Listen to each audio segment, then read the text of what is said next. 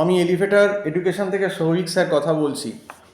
আজকে আমি 5 এপ্রিল ভিডিওটা করছি এবং সবথেকে বড় কথা যে ম্যাকআউটের 2025-এর ইভেন্ট সেমিস্টারের হিসেব করতে গেলে আর বোধহয় 50 দিন বাকি আছে মেরে কেটে।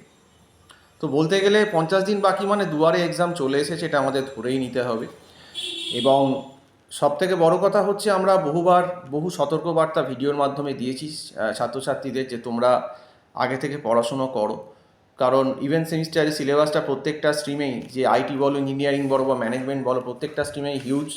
কাজেই যে সেমিস্টারে যেই আছো ইভেন্ট সেম যারা দেবে তাদের আগে থেকেই পড়াশুনো করা উচিত। আর ম্যাকআউটের এখন অনলাইন ইনভিজিলেশন প্রসেস খুব টাফ হয়ে গেছে এবং বহু ছাত্রছাত্রী কিন্তু সাপ্লি পাচ্ছে এবং সেই জন্যে, এবং যেহেতু অনলাইন ইনভিজিলেশন প্রসেসটা আগের থেকে অনেকটাই টাফ হয়ে গেছে, তো আমি ছাত্রছাত্রীদের এটাই বলেছিলাম যে তোমরা কিন্তু প্রথম থেকে পড়াশুনো করো। তো এবার সেই গাইডলাইনটা যারা মেনেছেন তারা নিশ্চয়ই আজকে কিছুটা হলেও ভালো জায়গায় আছেন, এবং যারা মানেননি, যারা এখনও ঘুরে বেড়াচ্ছেন, ক্যাজুয়াল রয়েছেন, তাদের কপালে কিন্তু বহু দুঃখ আছে, এটা কোনো সন্দেহ নেই। কারণ তাদের কপালে কিন্তু নয় নম্বর খুব খারাপ, আর যদি ভাগ্য খুব খারাপ হয় তাহলে কিন্তু সাপ্লি হয়ে যাবে। এবং স্টুডেন্টদের যে সাপ্লি হয়ে যাক সেটা আমরাও কখনো চাই না, কাম্য নয়। কিন্তু যে সমস্ত স্টুডেন্ট মানে আমাদের সতর্কবার্তা বা সাবধানবাণী না শুনে, সেটাকে তোয়াক্কা না করে ঘুরে বেড়াচ্ছেন বা এখনও বই খাতা খোলেননি, তো এরকম স্টুডেন্ট যখন পরীক্ষার ওই 20-25 দিন, 15-20 দিন আগে বই খুলবে, তো সাপ্লি যে পাবে এটা খুব স্বাভাবিক ব্যাপার, নর্মাল ব্যাপার। এবং সাপ্লি পেয়ে আবার সেই একই ব্যাপার ম্যাকআউটকে দোষারোপ করা শুরু করে দেবে যে ম্যাকআউট ঠিক করে খাতা দেখে না, ইন্টেনশনালি সাপ্লি দেওয়া হয়, তো হেন তেন অনেক রকম কথা। এবার ইন্টেনশনাল সাপ্লিটা হয়তো কিছু কিছু এক্সেপশনাল কেসে হয়তো 100টা কেসের ভেতর 2-3টে কেস এরকম হতে পারে, কিন্তু বাকি যারা আমাদের এখানেও তো স্টুডেন্ট পড়ে, তো তারা তো কই সাপ্লি খাচ্ছে না, তারা তো ঠিক পাস করছে, ভালো নম্বর পেয়েই পাস করছে। তার মানে বেশিরভাগ ক্ষেত্রেই যে সমস্ত ছাত্রছাত্রীরা সাপ্লি খাচ্ছে বা ফেল করছে তাদের কিন্তু গাফিলতিটা 90% তাদের কিন্তু গাফিলতি। ইউনিভার্সিটির ক্ষেত্রে খুব কম রেয়ার কেস হয়তো এরকম 100টার ভেতর 2-3টে হতে পারে যে নম্বরটা একটু কম দিয়ে দিল বা কিছু কোনো কারণে হলো, কিন্তু সেটা হচ্ছে এক্সেপশনাল। সেটাকে তুমি যদি এখন জেনারেল করে দাও সেটা কিন্তু হবে না। তো আমরা আগেই সতর্কবার্তা দিয়েছিলাম এবং এখনও বলছি, এই যে 50 দিন বাকি আছে এই সময়টাকেও তোমরা কাজে লাগাও। এখনও পড়ো, আজকে প্রায় 5 এপ্রিল হয়ে গেল, তো তোমরা কিন্তু কাজে লাগাও। এর পরেও যদি কেউ কাজে না লাগাও এই সুযোগটাকে, তাহলে কিন্তু তাদের অবস্থা আরও খারাপ হবে।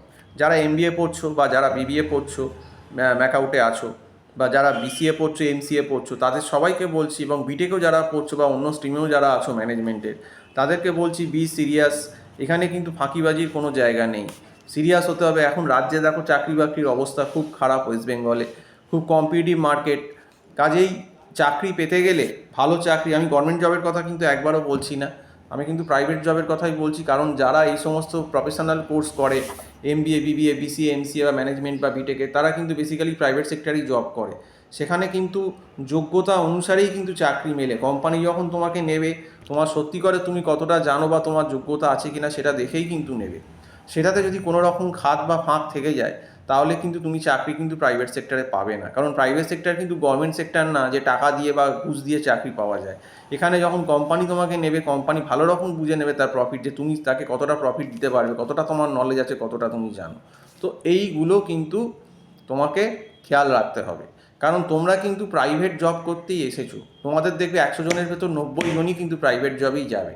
হয়তো 5-10% স্টুডেন্ট গভর্নমেন্ট জব চেষ্টা করলেও করতে পারে, কিন্তু যারা এইসব প্রফেশনাল কোর্স করে, এমবিএ, বিবিএ, বিসিএ, এমসিএ বা ইঞ্জিনিয়ারিং, তারা কিন্তু বেশিরভাগই কিন্তু কর্পোরেটেই জব করে। তো এই জন্যই বলছি দুয়ারে এক্সাম আর কিন্তু মাত্র 50 দিন বাকি আছে। এখন কিন্তু সারাদিন পড়ো এবং যতটা পারো তোমাদের সাবজেক্টগুলো মেকআপ করো, এটাই তোমাদের বলছি। এটা কোনো ভয় দেখানোর ভিডিও না, এটা একটা অ্যালার্টমেন্ট যে এই তোমাদেরকে একটু প্রেশার দিলে কি তোমরা একটু প্রেশারে যাতে পড়লে যাতে তোমাদেরই ব্যাপারটা ভালো হয়, সেই জন্যেই বলা। আর এখন তো আমরা এত লাস্টে কাউকে টিউশন নেবও না 50 দিনে, আমাদেরকে ফোন করলেও আমরা এখন না করে দিচ্ছি। কিন্তু এখন যতটা নিজেরা পারবে সাবজেক্টগুলো নিজেরা পড়ে ম্যানেজ করার চেষ্টা করো, এবং আরও প্রত্যেক দিনই 4-5 ঘন্টা অন্তত পড়ার পেছনে সময় দাও, তাহলে হয়তো কিছুটা মেকআপ হতে পারে। তো যাই হোক, সম্পূর্ণ ভিডিওটা দেখার জন্য অসংখ্য ধন্যবাদ। নমস্কার।